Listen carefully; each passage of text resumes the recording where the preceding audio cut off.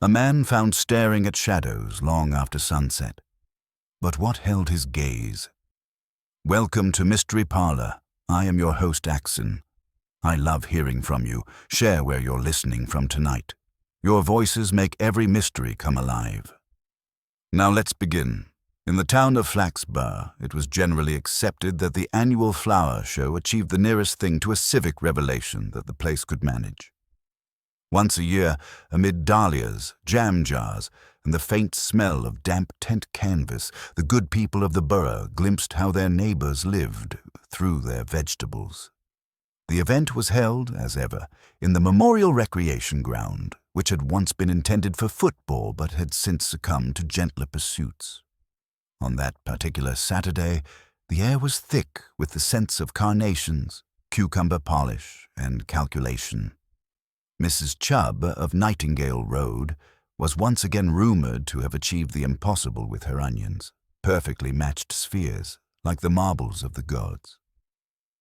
Councillor Harcourt, the chairman of the Urban Amenities Committee, had been heard to remark, loudly for the benefit of several ears, that the judging this year would be scrupulously above reproach.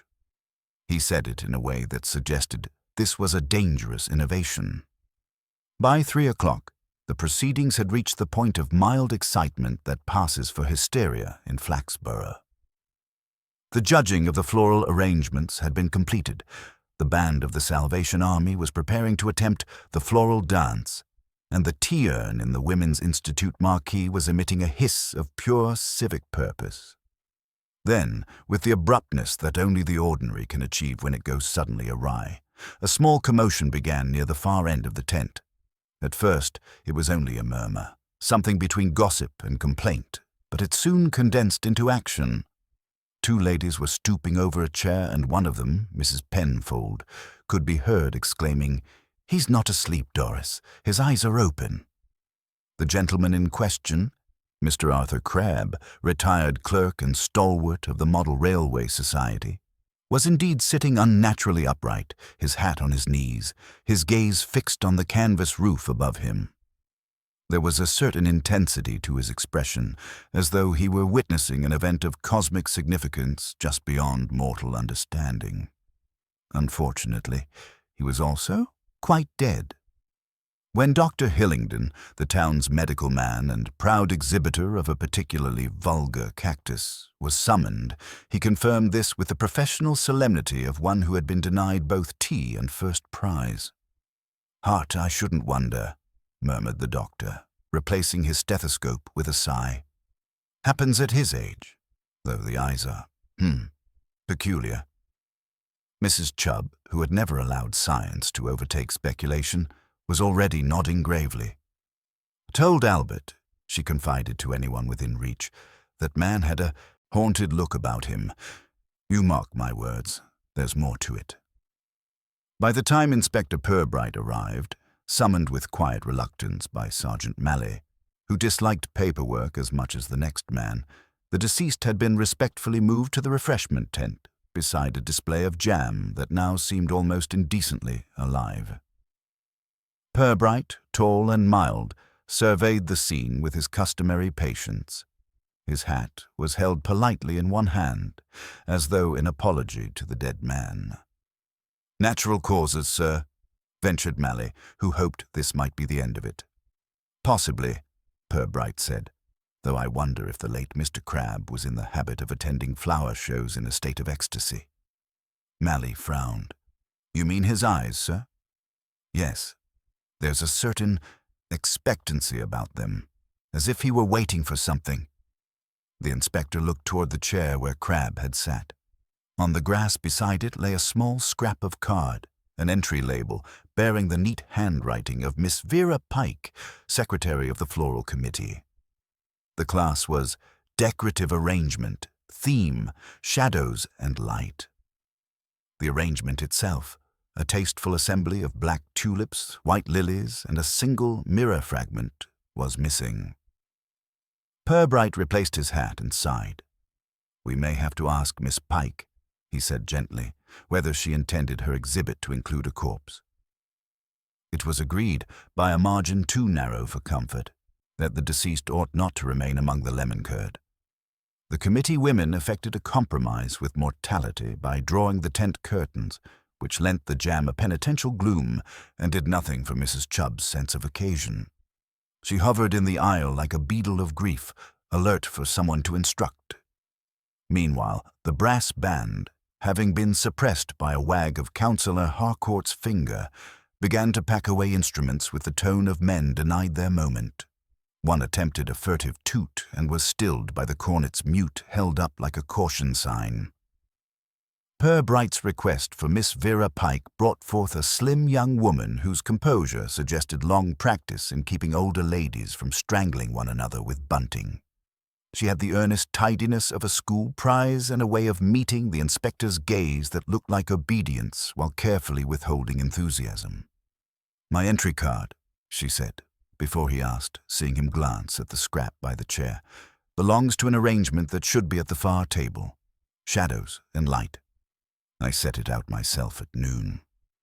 You recall the placement? Beside Mr. Crabbe's chair." Purbright's voice could have been inquiring whether tea were taken with milk. "Not quite beside. There was a gap for the aisle. But I supposed people would pass and look into the mirror fragment. It catches an oblique angle." She hesitated. "The fragment appears to have migrated."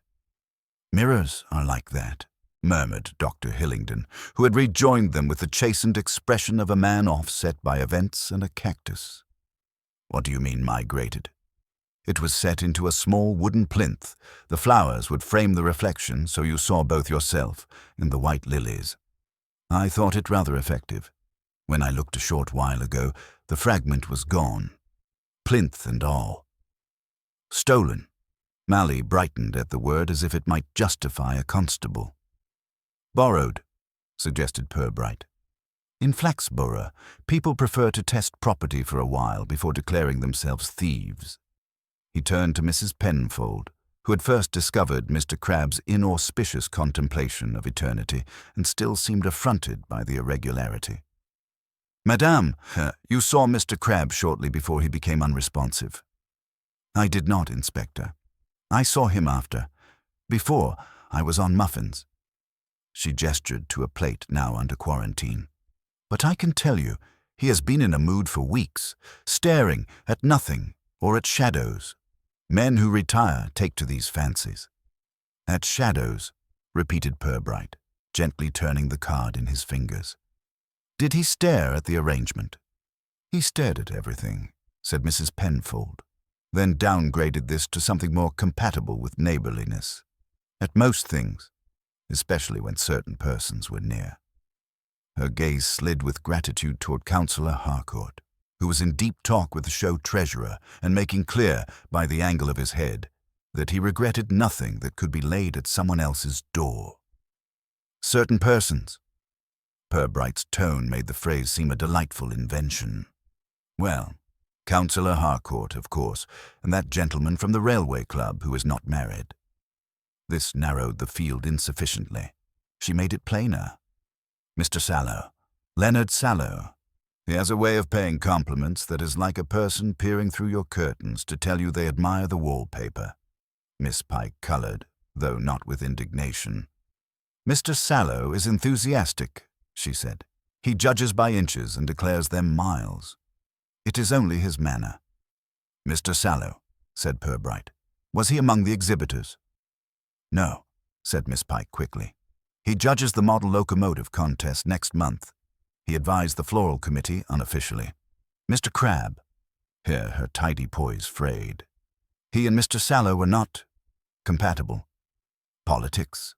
Purbright ventured. "Etiquette," she replied. "Mr. Sallow prefers the stentorian school of appreciation.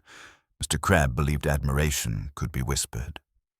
A small knot of townsfolk collected and, discovering that nothing dramatic was to be witnessed beyond men speaking quietly and a girl not fainting, began to contribute information from memory in place of spectacle. From this cloud came names like Midge's. Mrs. Crabbe, ailing, reclusive. A cousin in Gainsborough. Seldom, writes, an old business with a collapsed savings club. No blame attached, they said. precisely because much was. A complaint to the council about lighting outside the library, too bright by half, and some mention of a parcel that Mr. Crabbe had received wrapped like a sermon, plain and yet promising. Purbright listened without taking notes, as was his way when the notes would have formed a novel. He thanked them with a courtesy that implied they had been more helpful than they suspected. Then he asked Mally to locate Mr. Sallow, who, the sergeant discovered, had been last seen near the refreshment tent, maintaining that pastry cannot be properly judged without a mouthful. Harcourt returned at this point, booming tact into the air. "Inspector, these regrettable contingencies must not overshadow a valuable civic event. If we were to postpone the presentation of prizes—" "We must," said Miss Pike, soft but firm. "It would be indecent." Harcourt examined indecency as if it were a motion before committee. "Nonsense. The doctor says." "What do you say, doctor?" "Heart, probably," said Hillingdon. His voice had lost its earlier uncertainty and found the authority of someone who had selected a diagnosis that would not be too inquisitive later. "Heart, then. Tragic but not contagious. The town looks to us." Harcourt's chest swelled with the responsibility of being looked to.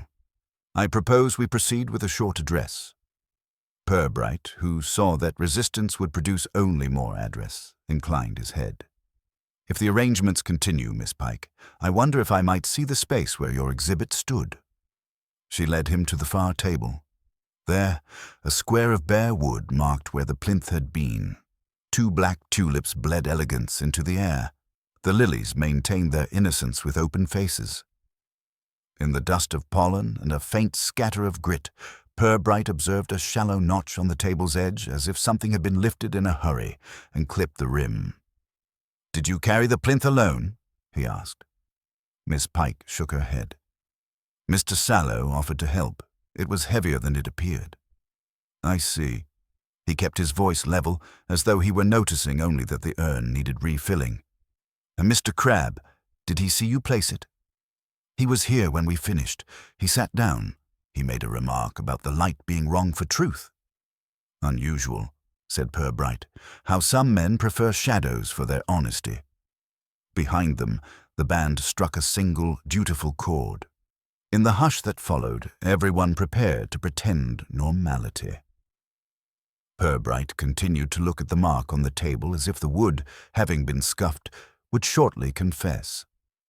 The band's lone chord had faded into the polite confusion of applause from people who were no longer sure whether they were celebrating horticulture or defying mortality.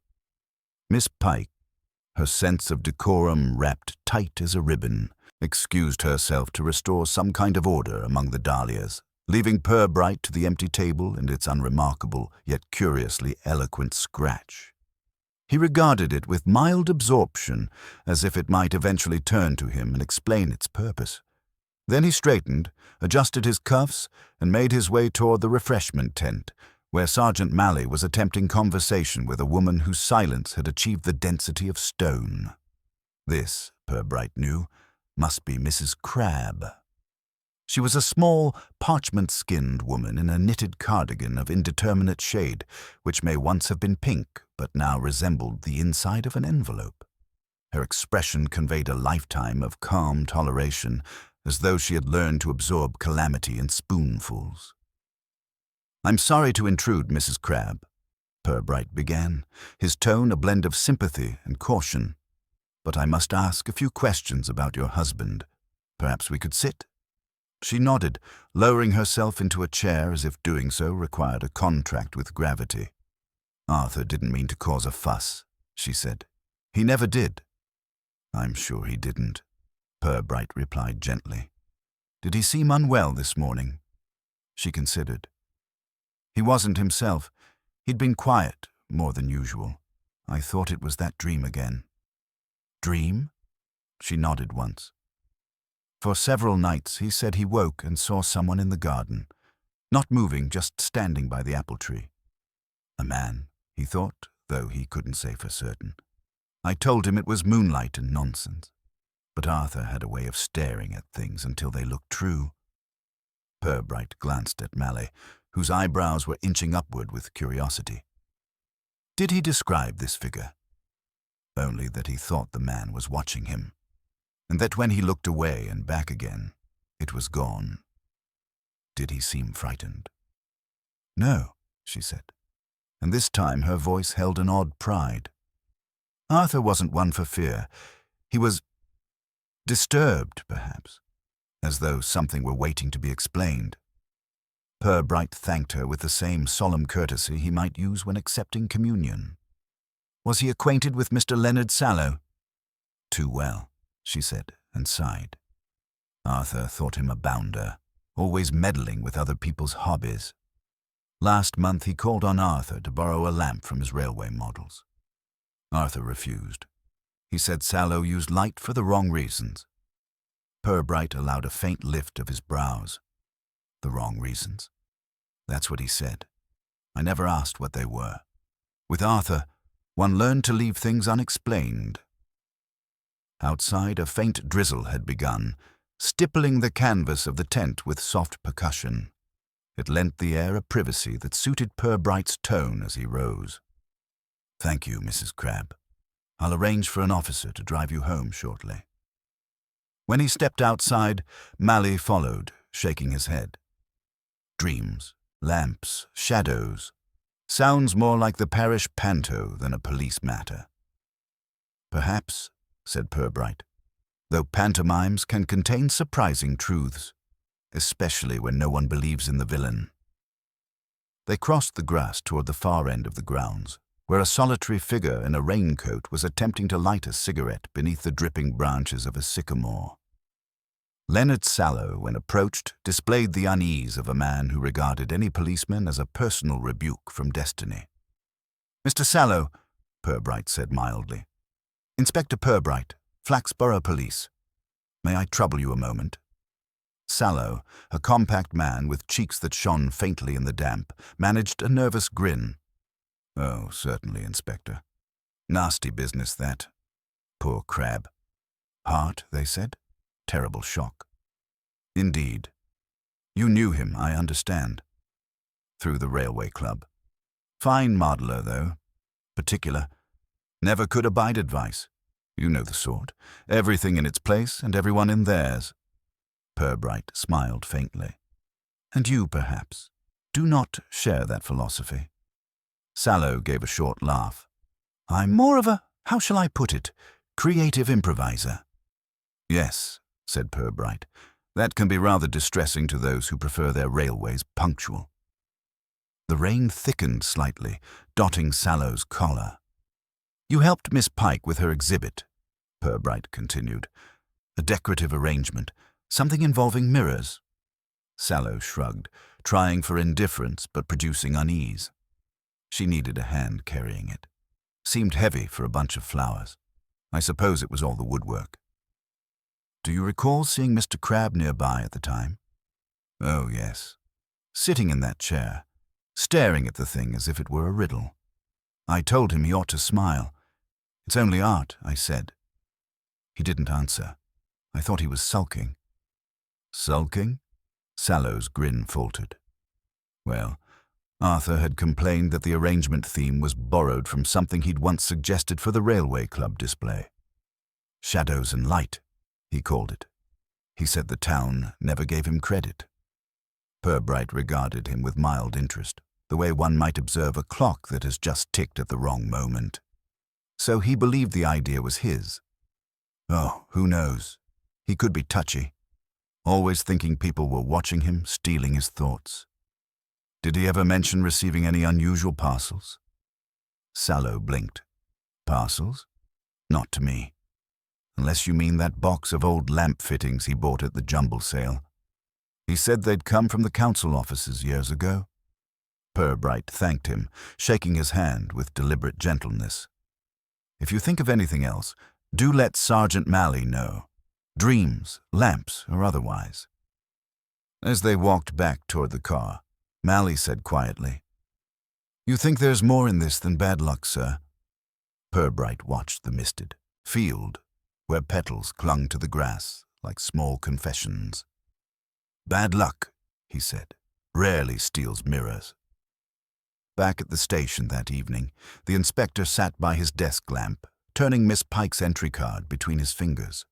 The words shadows and light seemed to shimmer faintly in the glow. Somewhere in the evidence locker lay a polished plinth and a missing mirror, one small absence that would not quite rest still. Purbright leaned back, listening to the rain. Flaxborough slept uneasily on nights like this, when gossip had more appetite than truth. He knew the morning would bring its version of events, a sudden heart, a nervous wife, perhaps a whisper about curses in mirrors. Yet beneath the surface, as surely as the river beneath the bridge, something darker moved, quiet, deliberate, and almost polite. The rain that had begun as a drizzle through the afternoon deepened by morning into a full, reflective downpour, the kind that flattened the flower beds outside the police station and rendered the streets of Flaxborough in shades of pewter. Inspector Purbright stood by his window, watching the water gather in slow, deliberate puddles along the curb, each one mirroring a slice of the town's roofline like a series of uncertain memories. It was the sort of morning that encouraged patience rather than activity, an arrangement well suited to his methods. Sergeant Malley appeared at the door, balancing 2 cups of tea on a clipboard. "Dr. Hillingdon's report came through, sir," he announced. "Heart failure, as expected. Though he put a note about the pupils, something about unnatural dilation, inconsistent with cause." Purbright took his tea and nodded, the steam rising past his spectacles. So the eyes were peculiar after all. "Doctor says it could be a reaction. Shock, perhaps. But he didn't find anything obvious. No bruising, no struggle. Just that expression." "Expectation," murmured Purbright. Yes, he looked like a man awaiting an answer. He took a sip of tea, which tasted faintly of optimism. "And the mirror? Still missing. We've asked Miss Pike to prepare a description. She says it was cut from a larger piece. Irregular shape, mounted on a square of dark wood. She seemed upset, poor girl. Said she feels responsible." Purbright placed his cup on the windowsill. "Guilt is Flaxborough's natural fertilizer. It keeps everything alive longer than it ought to be. Let's pay her another visit." By the time they reached the Pike residence, a trim semi-detached with lace curtains that spoke of rigorous Sunday routines, the rain had subsided to a wet whisper. Miss Pike received them in a hallway, smelling faintly of lavender and ink. She had been sorting papers for the floral committee, which she now gathered into a precise stack as though they might form a defense. "I can't imagine how the mirror went missing," she said, leading them into a parlour that seemed preserved against the threat of spontaneity. "Mr. Sallow did carry the plinth, but I never thought, well, I didn't watch him all the time. I was busy arranging the lilies." Purbright took the chair she offered and looked mildly apologetic for using it. "It's the mirror that interests me, Miss Pike. Do you recall where it came from?" "It was given to me by Mr. Crabbe," she said after a pause. "Several weeks ago. He said it was from a set of railway displays, something about light reflections in tunnels. He thought I might make artistic use of it." Malley frowned. "He gave it to you?" "Not lent." "Oh, he insisted I keep it. He said he'd no more use for illusions." Her voice trembled slightly at the memory.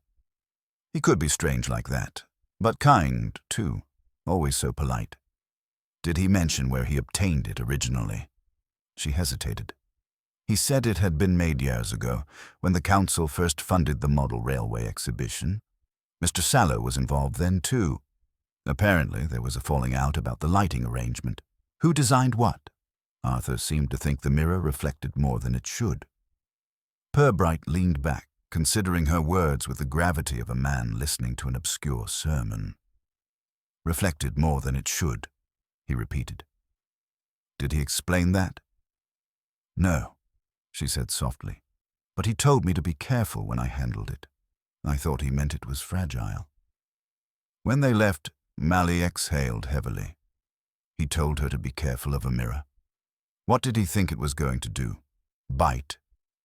"Men often wrap their meanings," said Purbright. It spares them from the embarrassment of accuracy. Back at the car, a constable was waiting with an umbrella and an update. "We found Mr. Crabbe's workroom, sir. His wife gave permission. Full of model parts and lamps, but there's something odd. You'd best see." They drove the short distance to Nightingale Road, where the Crabbe residence sat between two bungalows as prim and silent as sentries.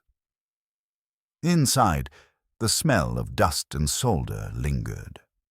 The workroom occupied what had once been a small conservatory, its glass roof patched with cardboard.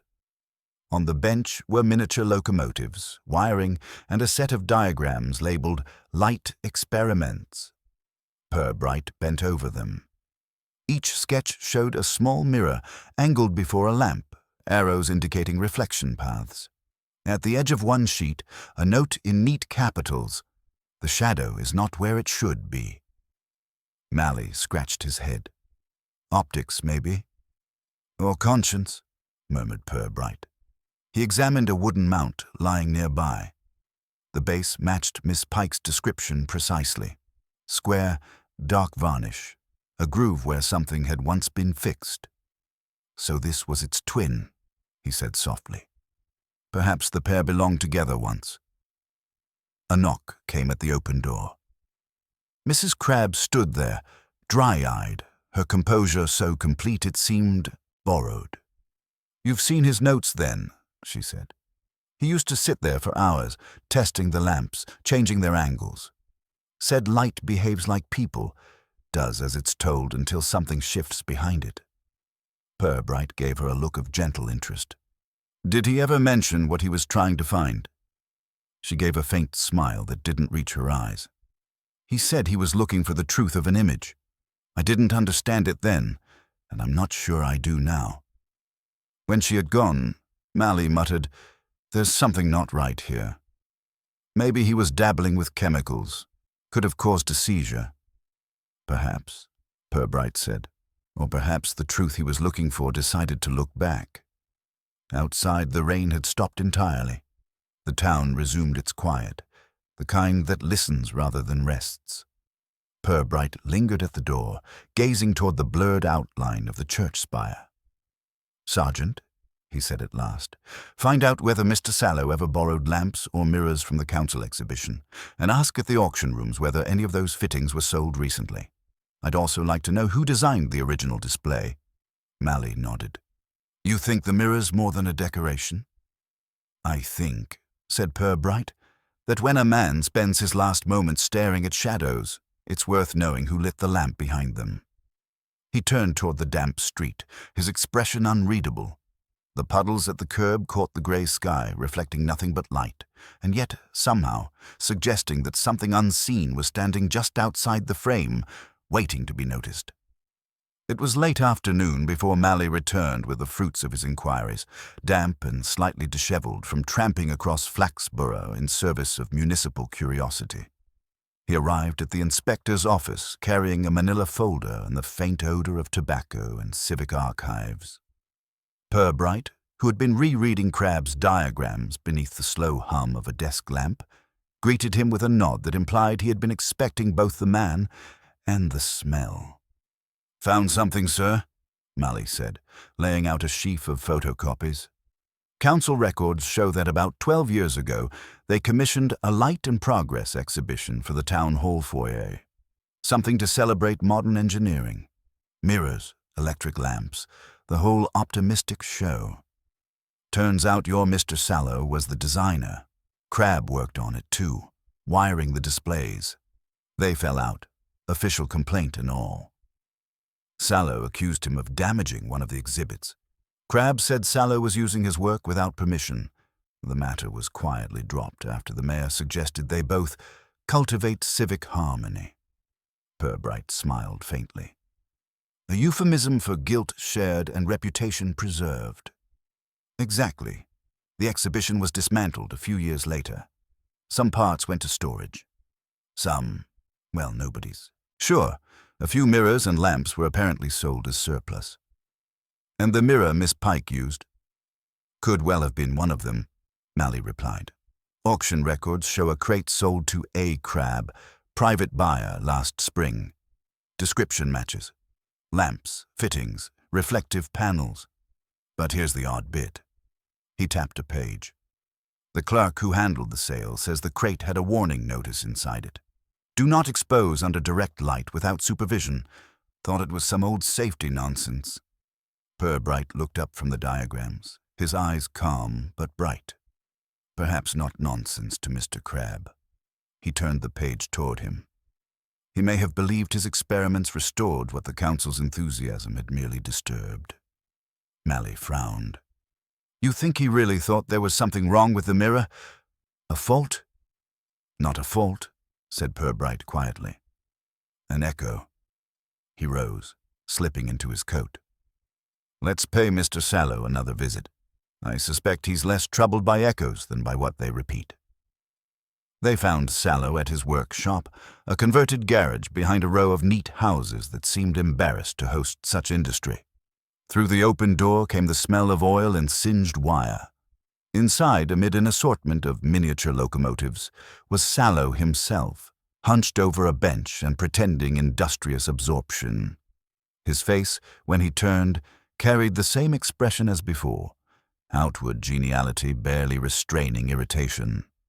Inspector, Sergeant, still at it, are we? We tried to give thoroughness a fighting chance, Purbright said mildly. I wonder if you could help us with a small puzzle. You designed the Light and Progress exhibition, didn't you? Sallow's hands hesitated over a screwdriver. Good heavens, 12 years ago, ancient history. Yes, I suppose I did. Why? I'm told the design involved mirrors and lamps. Quite sophisticated for the time. Experimental stuff, Sallow said, warming to the subject. Reflections, angles, human perception. It was meant to illustrate how progress reflects itself, metaphorically speaking. Of course, some people didn't grasp that. Mr. Crabbe, for instance? The man's jaw tightened. Arthur was a technician, competent but limited. Thought of light in terms of bulbs and sockets, not ideas. He ruined one of my models by fiddling with the circuitry, made the mirrors flicker, produced what he called false images. Said they looked like people moving when nothing was there. Superstitious nonsense. Purbright regarded him kindly. And yet he purchased part of the same exhibit last year. Why do you suppose? Sallow laughed uneasily. Nostalgia, perhaps. Or spite. Hard to tell with Arthur. He told his wife he was seeing a man in the garden, Purbright continued. One who vanished when he looked again. That would fit your description rather neatly. People moving when nothing was there.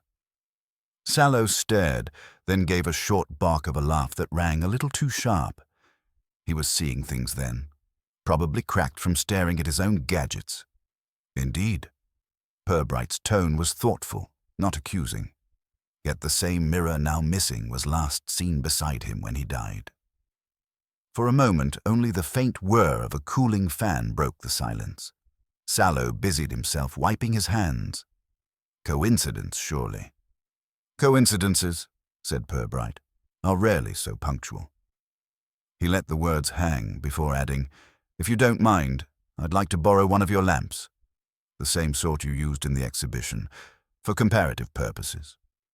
Sallow looked wary but compliant. Help yourself. Just a standard halogen, nothing mystical about it.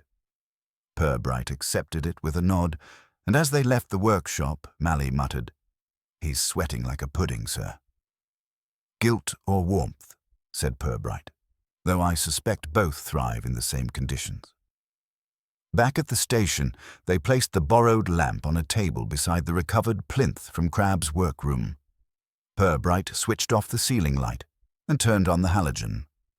The beams struck the varnished wood and scattered faintly along the walls, producing curious glints where no surface existed to reflect them. Mally whistled low. Optical illusion, he asked. Possibly, Purbright murmured. Though illusions require intention. I wonder what this one intends. He adjusted the angle slightly. For an instant, a shape trembled across the opposite wall. a vague dark outline that vanished when they leaned forward. Mally took a step back. Well, that's damned queer. Purbright's face remained calm, but his eyes sharpened. Light behaves like people, Mrs. Crabbe said. It does as it's told until something shifts behind it. I think Mr. Crabbe found what was shifting. He turned off the lamp.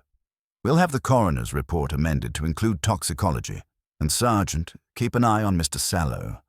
I fancy his understanding of light may soon darken considerably. Mally nodded, still glancing uneasily at the wall. Purbright remained standing, his hands behind his back, watching the after-image fade. In Flaxborough, he said softly, truth doesn't leap out. It seeps. And when it does, everyone pretends it was only a trick of the light. By nightfall, Flaxborough had regained its usual serenity, which was not so much peace as the absence of sufficient imagination to sustain alarm. The rain had washed away the trampled petals of the flower show, leaving only a faint perfume on the green and an impression that life, having momentarily faltered, had now resumed its decorum. Yet for Inspector Purbright, the day had not ended. The plinth and lamp had been returned to his office, where they sat side by side like conspirators withholding an alibi. He spent several hours reading through old newspaper clippings that Mally had fetched from the library archives, thin yellowed pages chronicling the Light and Progress exhibition. The photographs showed the town hall decked in bunting, a young Councillor Harcourt beaming before a ribbon, and Leonard Sallow, hair darker then, demonstrating a device with the solemnity of a man revealing electricity to an age of candles. Standing a little apart in one photograph was Arthur Crabbe, expression politely neutral, hands clasped behind his back. Beneath the image ran the caption, Mr. A. Crabbe, technical assistant, ensures illumination for Flaxborough's future. Purbright traced the caption with a fingertip. Illumination, he thought, had an unfortunate habit of showing more than people meant it to. When the clock above the mantelpiece chimed 10, he rose, switched off the office light, and stood before the desk lamp once more. The mirror, of course, remained missing, but the plinth gleamed faintly under the bulb's glow. He adjusted the angle, watching the sheen of varnish ripple. For a moment, he imagined a figure standing opposite, a trick of reflection that was not there. Then the telephone rang, its sound abrupt and dry. Purbright. Sir, came Mally's voice, edged with the fatigue of late discovery. You asked about the toxicology report. The lab found traces of something, minute but there. A compound of silver nitrate and phosphor, possibly from old lighting fluid. It wouldn't normally be fatal unless concentrated. They're still checking. Silver nitrate, Purbright repeated. Used in photographic plates and once upon a time in experimental lamps. How curious that a man obsessed with light should die looking into it. There's more, said Mally. Mrs. Crabbe called. Someone's been in her garden. She heard the shed door go about an hour ago. Purbright replaced the receiver. Tell her to stay inside, lock the doors, and we'll be there presently. The road to Nightingale Road was slick with mist. Street lamps cast halos in the damp, and puddles caught their glow like shallow wells of amber. When they arrived, Mrs. Crabbe was waiting in the parlour, her hands twisted in a handkerchief that looked as if it had already served its purpose several times.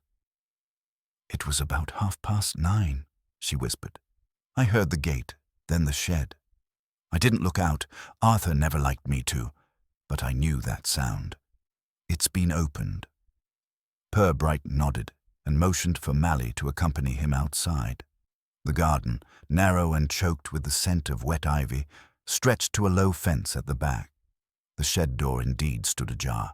Inside, the air was heavy with oil and old wood. A single lantern lay on its side, and the workbench showed signs of recent disturbance. It was Mally who found it, a small, irregular shard of mirror wedged between two planks on the floor, glinting faintly even in the gloom. Purbright crouched beside it, holding the lamp close. The fragment was coated with a thin film of something grey, almost like ash. Could this be what was missing? Mally asked. Perhaps, Purbright murmured, or the part of it that refused to vanish. He wrapped the shard in his handkerchief and stood, surveying the bench. A faint ring of soot marked the spot where a lamp had once stood, the wood slightly warped from heat. Mr. Crabbe's last experiment, he said softly, or someone else's continuation of it.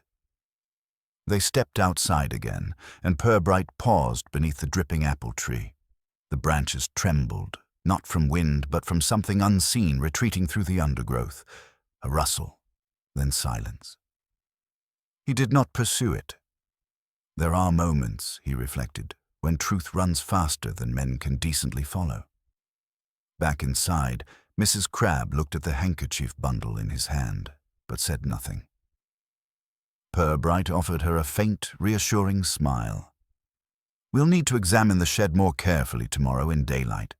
You've done quite right to call us. When they left, Mally asked, Do you think it was Sallow? I think, said Purbright, fastening his coat, that curiosity rarely confines itself to daylight. Mr. Sallow may have come seeking what Crabbe left behind. A mirror, after all, shows as much to the thief as to the owner. They drove in silence for a while. At a junction near the town square, Purbright noticed the glow of the council offices through the fog. One window was still lit, the office of Councillor Harcourt. He's working late, Mally observed. Ambition seldom sleeps, said Purbright, and it fears shadows even less than guilt does. The next morning brought a brittle sunshine that gave everything the fragile clarity of something newly scrubbed. Purbright arrived at the station early, the mirror shard sealed in a small evidence envelope on his desk. He was examining it when Sergeant Mally entered, carrying a brown envelope marked Urgent. It's from the coroner's clerk, sir. Something new. Purbright opened it. Inside was a typed note. Further microscopic residue found on deceased's fingertips, consistent with silver nitrate deposits, suggestive of recent handling of photographic or reflective surfaces. He looked up slowly. Then Crabbe touched the mirror before he died. Perhaps even adjusted it. Mally frowned. And if that stuff's poisonous, it would be an odd poisoner who required the victim's cooperation, Purbright said, half to himself. No, this is something subtler. Mr. Crabbe was watching, perhaps testing, when he saw what he thought was reflected light, and what may not have been light at all. He tapped the envelope gently. Find out, Sergeant, who had the keys to the town hall storeroom where those exhibition pieces were kept.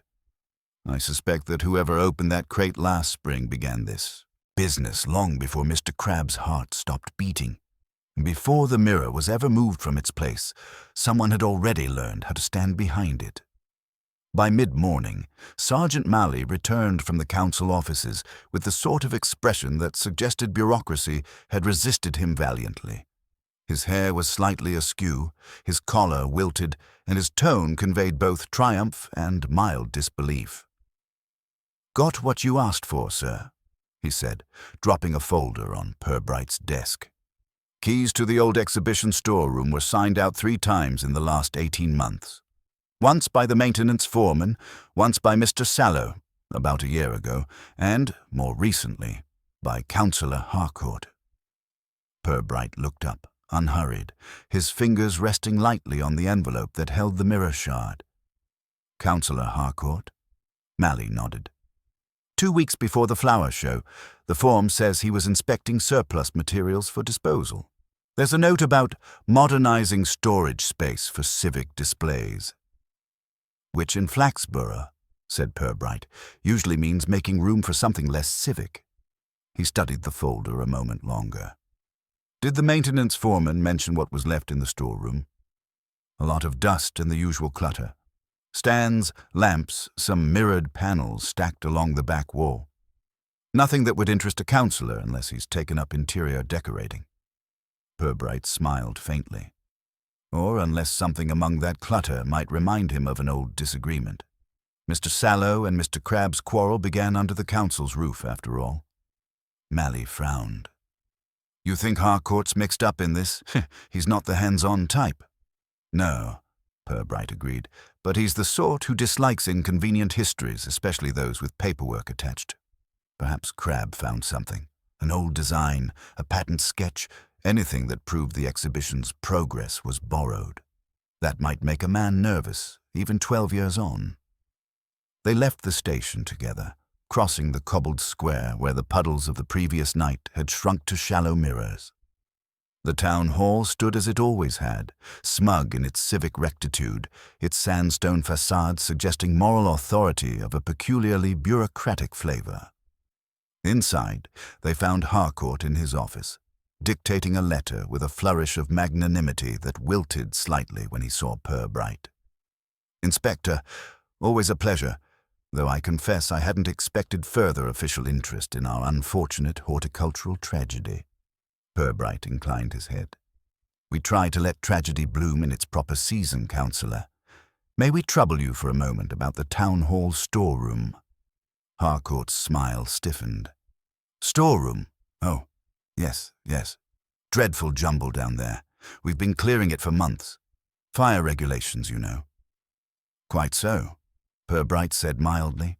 And during your inspection, did you happen to notice some mirrored panels from the old Light in Progress exhibition? Harcourt's expression betrayed a flicker of memory before politeness resumed its place. I may have done. A few cracked, dusty things, I think. I told the caretaker to dispose of the lot. Why? Because one of them appears to have wandered, Purbright replied gently. Into the hands of Mr. Crabbe, and from there into rather unfortunate circumstances. Harcourt frowned. Good heavens. Are you suggesting council property was involved in that man's death? That's quite impossible. Crabbe bought some surplus items legitimately, I believe. The sale was properly recorded. Yes, I've seen the record. Purbright regarded him with a calm curiosity that rarely failed to dislodge a conscience. What interests me is how he came to believe that mirror was of value. Did he approach you about it? The councillor shifted slightly in his chair. He did call once or twice. Something about documents missing from the exhibition files. Claimed he'd drawn up a design for a reflective display, wanted recognition or a payment of sorts.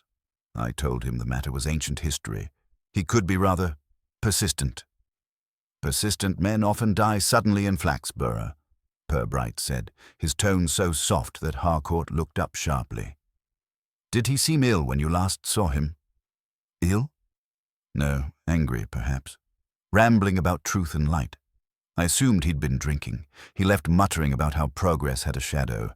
Poetic nonsense. Purbright rose, still polite. Thank you, Councillor. I may need to ask a few more questions once we've concluded our inquiries, and if you wouldn't mind, perhaps you could refrain from disposing of anything else until then. As they walked back to the car, Mally muttered, He's hiding something. Almost certainly, said Purbright. But his kind prefer concealment to violence. It takes someone more imaginative to turn guilt into opportunity. They stopped by the river, where the late sunlight trembled on the surface. Purbright leaned on the rail, his voice low. Mr. Sallow designs illusions. Harcourt conceals embarrassments. Crabbe chased the truth in reflections. Between them, something began, 12 years ago, that has only now found its audience. Mally sighed. You think Crabbe was silenced?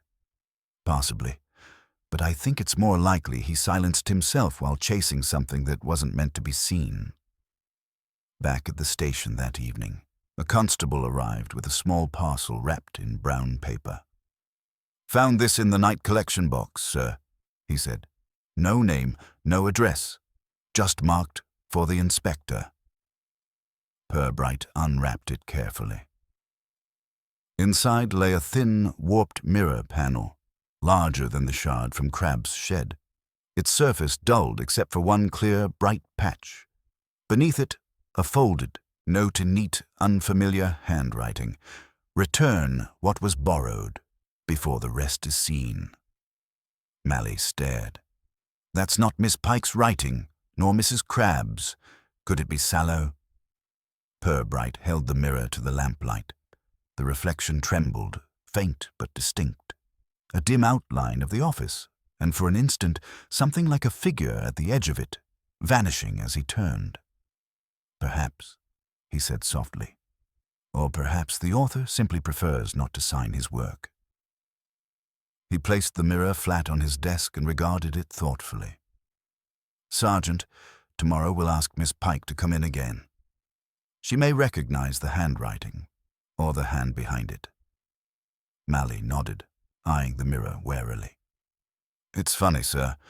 No matter how you tilt it, it seems to look back wrong. Yes, Purbright murmured. That's the trouble with certain truths, Mally. They behave as though they've been waiting too long to be found. Outside, the town clock struck 8, and the reflection in the mirror quivered once, then settled. Somewhere beyond the square, a door closed softly, as if sealing in the next act of a performance that had already begun. Morning found Flaxborough scrubbed clean again, the rain polishing the cobbles and restoring its facade of order. The market stalls were already setting up, a chorus of chatter and clinking crates drifting through the square like a civic lullaby.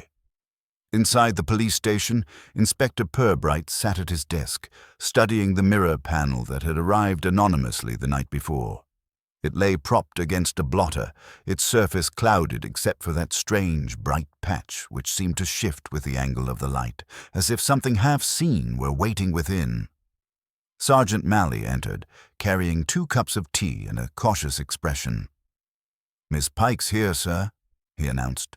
"Looks like she hasn't slept much. Says it's about that mirror." Purbright nodded. "Send her in, please, and keep the tea steady. We may need it for fortification rather than refreshment." Miss Pike came in pale and tight-lipped, her hands clasped neatly before her. She hesitated a moment upon seeing the mirror on the desk, then looked at it as one might regard a grave marker. "That came from the same set," she said immediately. "The same glass, the same backing. Only, it's darker now. It wasn't like that before." "You're certain?" asked Purbright. "I remember the pattern of imperfections on the edge. I polished it myself when I arranged the exhibit. The light caught on those tiny lines like silver threads. Now it's as though the glass is turned inward." Purbright regarded her gently. "We received it anonymously. Someone wanted it returned, or hidden. The note suggests unfinished business. You've no idea whose writing it could be." She shook her head, then paused. "Wait, the flourish on the R. It's familiar. Mr. Sallow used to write the same way in the Railway Club notices.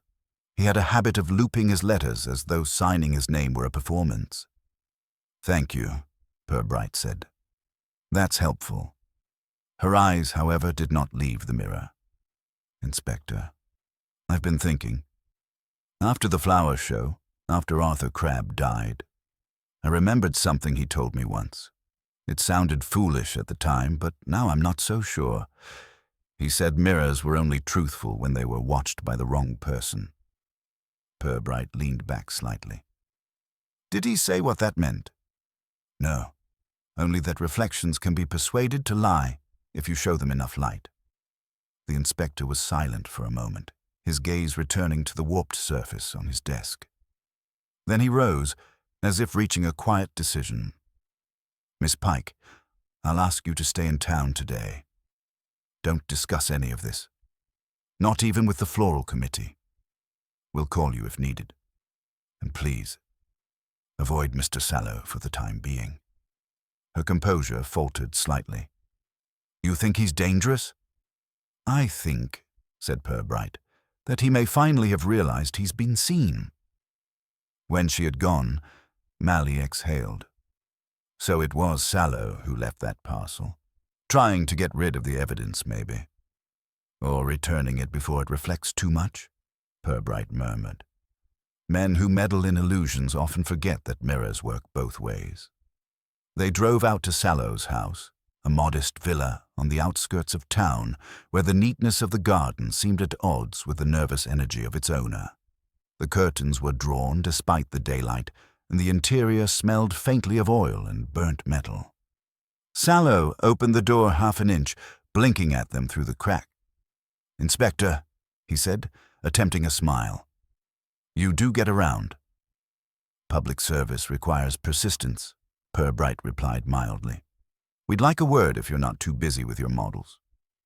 Sallow hesitated, then stood aside.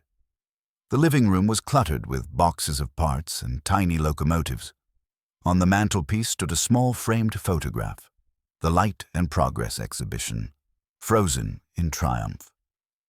In the center, a younger Sallow, beside a mirror much like the one now in police custody. Purbright noted it but said nothing. "You've been returning borrowed items, I see," he began. Sallow's face froze. "I don't know what you mean." "The mirror that arrived at my office last night," Purbright continued evenly. "Miss Pike recognized your handwriting. She's quite sure." The man's lips twitched into a defensive smile. "I thought it best removed from circulation after that business with Crabbe. Well, the town's had enough excitement.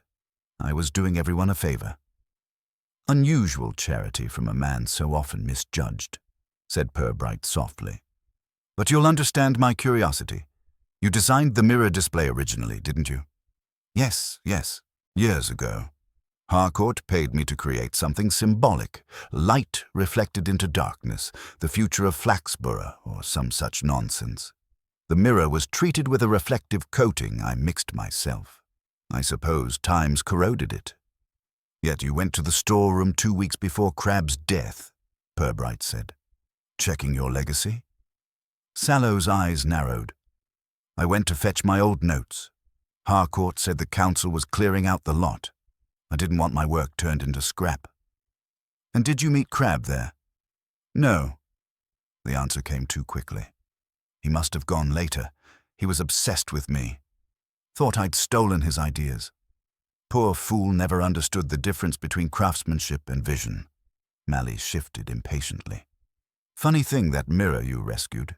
It nearly killed him. Poison residue, silver nitrate. You'd know all about that, wouldn't you, Mr. Sallow?" Sallow gave a short, brittle laugh. "You think I poisoned him with a piece of glass?" Purbright studied him with grave mildness. "Not deliberately, perhaps. But a man's pride can make an accident out of anything. When Crabbe died, did you expect him to take the blame for whatever went wrong all those years ago?" The question hung there, too calm to be dismissed. For the first time, Sallow's confidence faltered. "I didn't kill him," he said quietly. "He killed himself looking for proof." Purbright's voice remained gentle. "Then why do you keep trying to erase it?" Sallow turned abruptly, facing the window where the curtains leaked a pale light. "Because he was right," he said at last. "The mirror didn't just reflect. It captured. The chemical coating recorded whatever light struck it, not on film, but on the surface itself. That's what he found. He saw something that shouldn't have remained there, something or someone that was gone." Purbright regarded him steadily. "And what did you see, Mr. Sallow?" The man's mouth worked soundlessly for a moment before he muttered, "Myself. Only wrong. A shadow where it shouldn't have been." Purbright's gaze softened, as though hearing the confession of a child who had broken more than a toy. "Thank you," he said quietly. "We'll need you to come to the station later. Just routine." When they stepped outside, Malley shuddered. "He's cracked, sir." "Possibly," Purbright said, "or perhaps merely honest for once." He paused, looking back at the shuttered windows. "The trouble with men like Sallow is they mistake invention for immortality, and immortality, Sergeant, is never a safe experiment." They walked toward the car as the church clock struck noon. The sound echoed faintly, like light glancing off glass, as if something unseen were marking time from the other side of the reflection. That afternoon, the light in Flaxborough turned watery and thin, as though the town itself were uncertain what to do with so much truth now seeping through its cracks. Inspector Purbright returned to his office and found the air stale with yesterday's questions. The mirror panel lay where he had left it, the bright patch on its surface now dulled by the weak daylight that filtered through the blinds. He considered it for a moment before pulling the curtains nearly shut, letting only a narrow stripe of light fall across the desk. The reflection that appeared in it was faint and indistinct, as though the mirror had grown tired of honesty. Mally entered with a file tucked beneath his arm and a faint look of satisfaction. "News from the coroner, sir. They finished analyzing the residue on Crabbe's workbench and tools. Same compounds as on his fingers. Silver nitrate, traces of phosphor, and a binding agent they can't identify. They think it was mixed by hand recently. Whoever handled it knew what they were doing." Purbright nodded slowly. So Mr. Crabbe was still experimenting, perhaps with the same formula Sallow used for his mirrors. "Looks that way. And there's something else." Mally set a photograph on the desk, a grainy image of the mirror panel taken under ultraviolet light.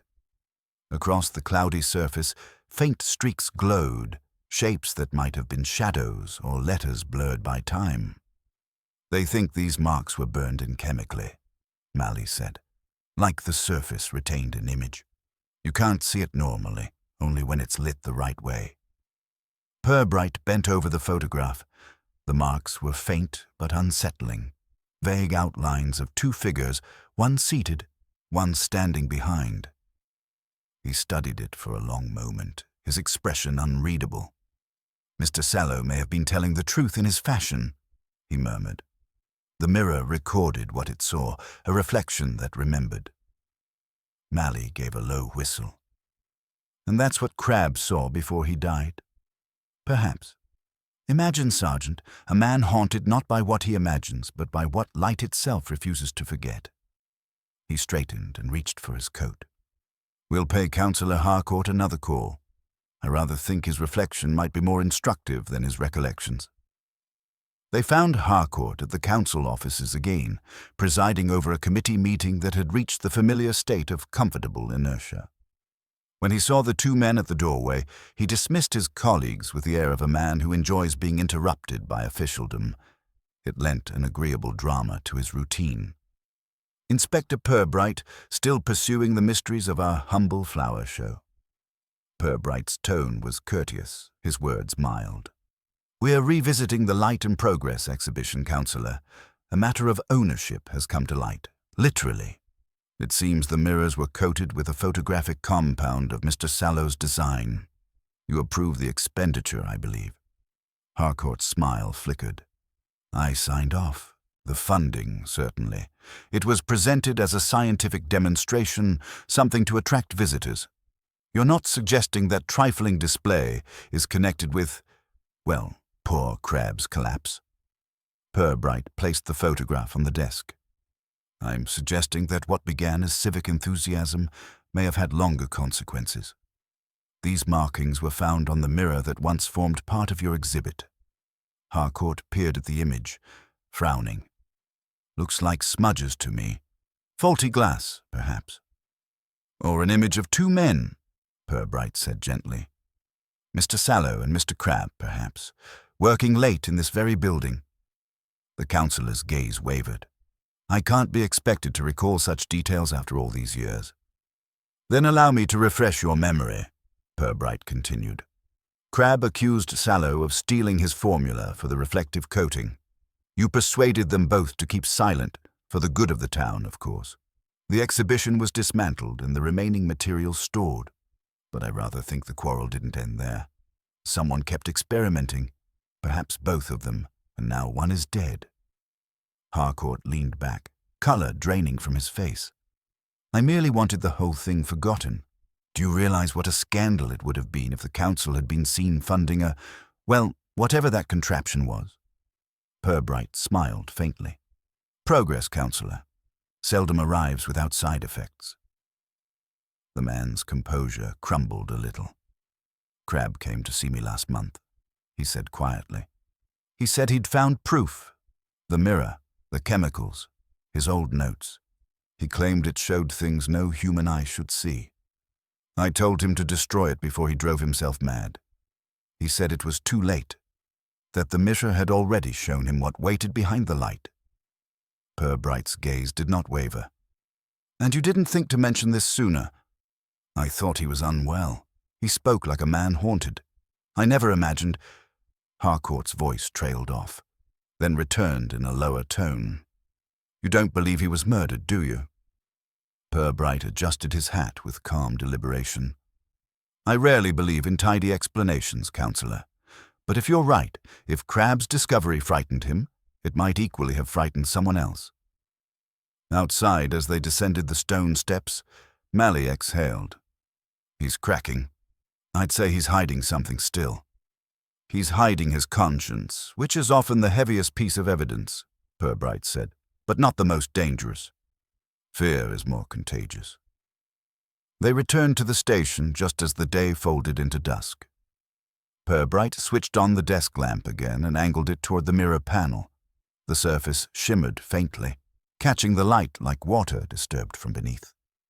He adjusted it slightly, and there, for an instant, the faintest trace of a face appeared. Blurred, hollow-eyed, hovering where the reflection should have been. Then it vanished, leaving only the inspector's own calm countenance behind it. Mally, who had been watching from the doorway, crossed himself instinctively. "That thing's cursed," he muttered. "Curses are the refuge of the unimaginative," said Purbright softly. "But whatever this is, it tells us something." Crabbe died staring at this reflection. Perhaps he recognized what he saw, or who. He turned off the lamp, and the room darkened. "Tomorrow," he said, "we shall see whether Mr. Sallow's mirror tells the same story in daylight. If it does, Sergeant, the town of Flaxborough may soon have to reconsider what it means by progress." Outside, the wind rose over the rooftops, whispering through the gutters with a sound like breath against glass.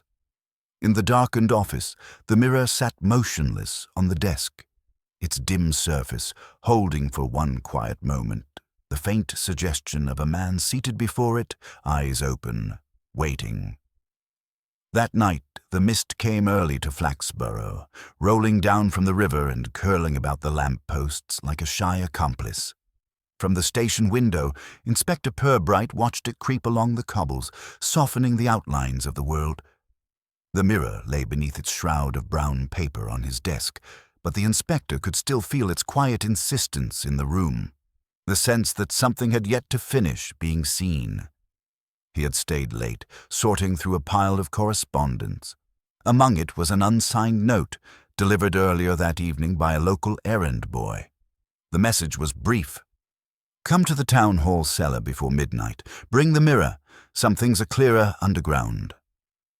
The handwriting was firm and deliberate, not Sallow's, but with a precision that hinted at education and unease. Purbright read it twice before setting it down. "Sergeant," he said without turning, "we appear to have an invitation to a séance of civic conscience." Mally, half dozing in his chair, blinked awake. "You mean a trap, sir?"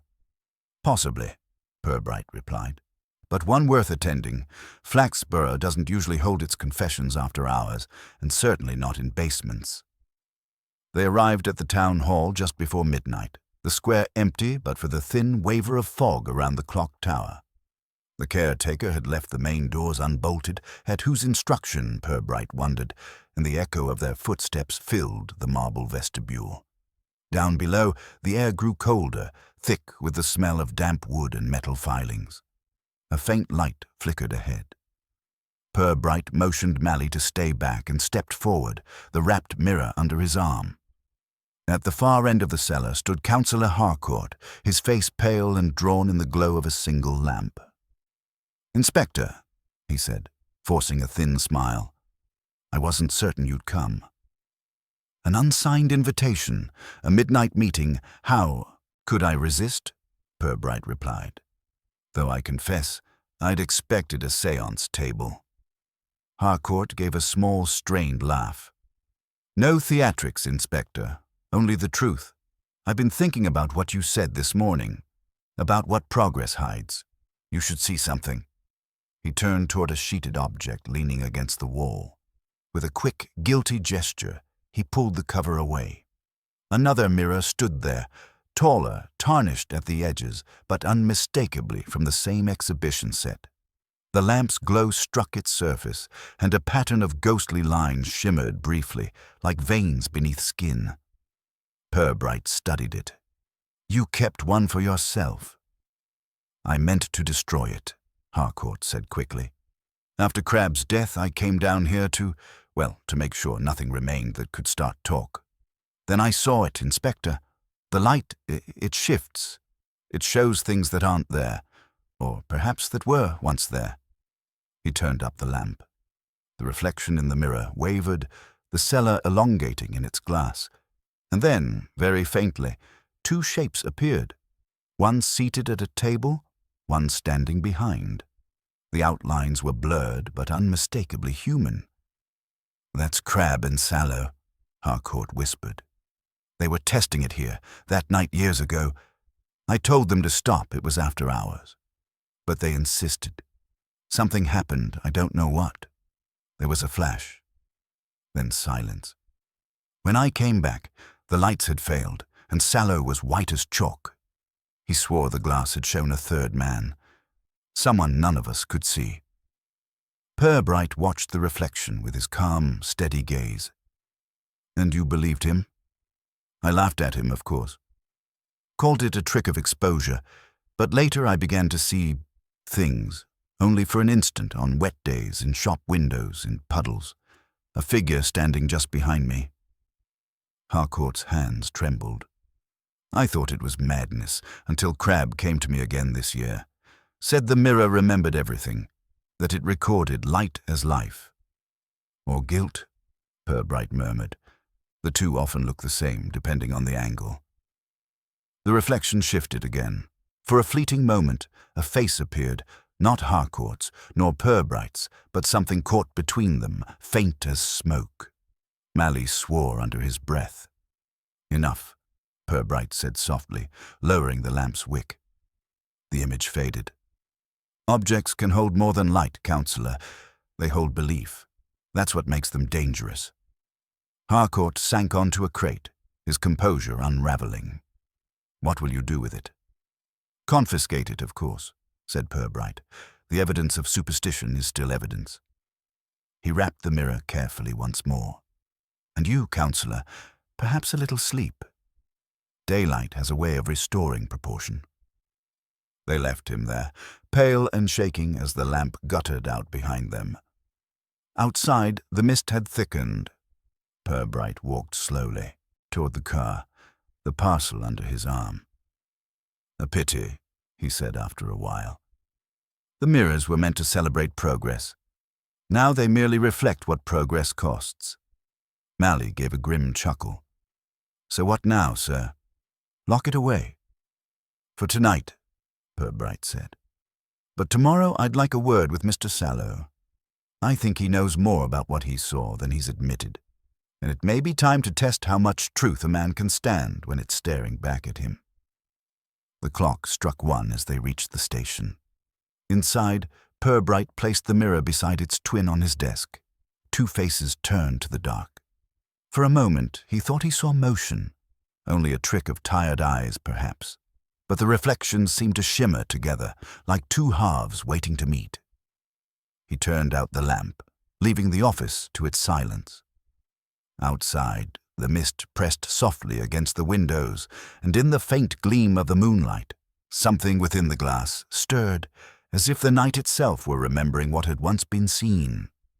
The following morning broke thin and colorless, the kind of light that seemed to have been filtered through paper. Inspector Purbright sat alone at his desk, the twin mirrors resting like sleeping witnesses against the far wall. He had spent much of the night turning over the final pieces of the puzzle, not hurriedly, but with the patient care of a man accustomed to deceit that wore polite shoes. When Sergeant Malley entered, bleary-eyed and fortified by tea, Purbright looked up at him with mild satisfaction. "Fetch Mr. Sallow, would you, Sergeant? He's due a little illumination." Sallow arrived an hour later, his complexion pale and shiny, as though he had been sweating through dreams. He eyed the covered mirrors with unmistakable dread. "I told you everything," he began, his voice too fast. "You've no reason to drag me here again."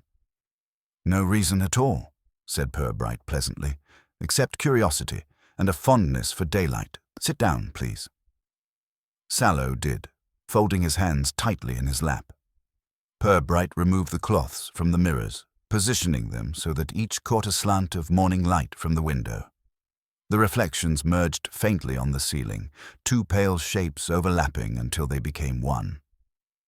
"Mr. Sallow," Purbright began, 12 years ago you built something clever, perhaps too clever. The coating you used on your mirrors was unstable, wasn't it? Not photographic silvering in the usual sense, but a chemical designed to intensify reflected light." Sallow swallowed. It was meant to capture an image more vividly, to make the reflections seem alive. The effect was supposed to fade, but it didn't, Purbright said quietly. The glass retained what it had once reflected. People, rooms, moments, burnt faintly into the surface like ghosts on film. Mr. Crabbe realized that, and he wanted credit for it. He thought it was his formula, didn't he? Sallow nodded, his shoulders tightening. He kept saying the light was wrong, that something had gone missing from the reflections. Then, when he tested one of the panels, he saw... He broke off, shaking his head. It doesn't matter what he thought he saw. "Oh, but it does," said Purbright. "He saw the original experiment. The two of you, years ago, testing the first mirror in the town hall basement. And a third figure behind you." Sallow's head jerked up, eyes wide. "You've seen it?" "Yes. The same ghostly outline appears in every panel, faint but unmistakable. The third man who never existed." "He existed," Sallow whispered. "At least Crabbe said he did.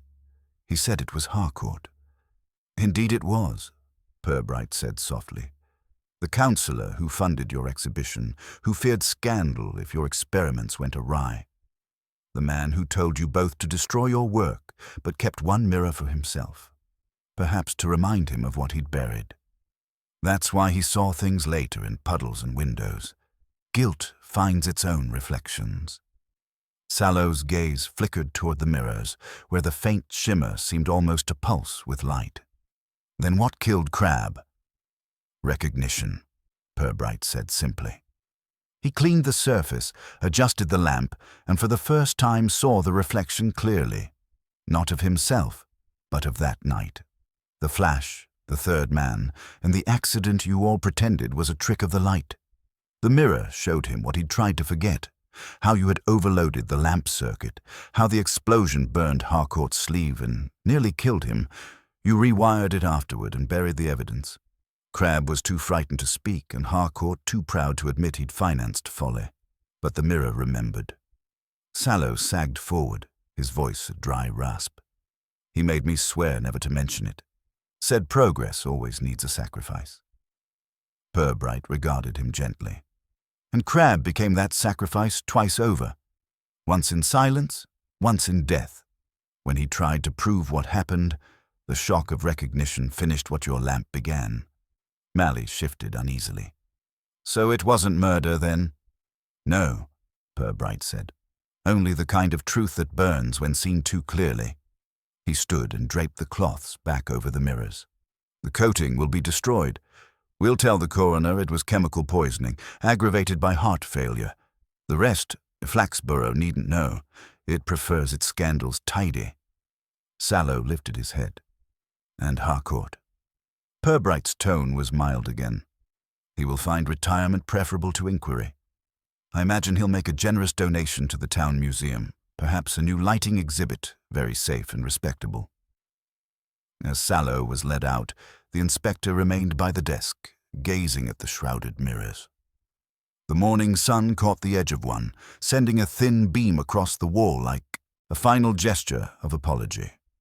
"Strange business, sir," Malley said quietly. "All that fuss over a bit of glass." Purbright smiled faintly. "Glass, Sergeant, only shows what people bring to it. Some see beauty, others themselves. But every now and then, it shows something that's been standing there all along."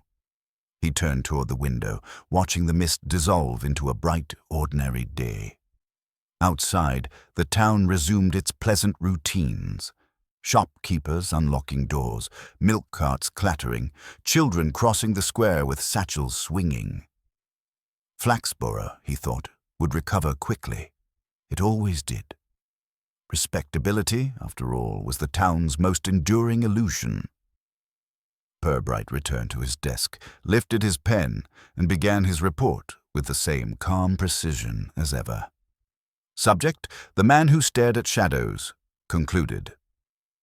When he finished, he folded the paper neatly, placed it in the file, and set it aside. For a long moment, he looked at the covered mirrors once more, as though expecting them to stir. They did not.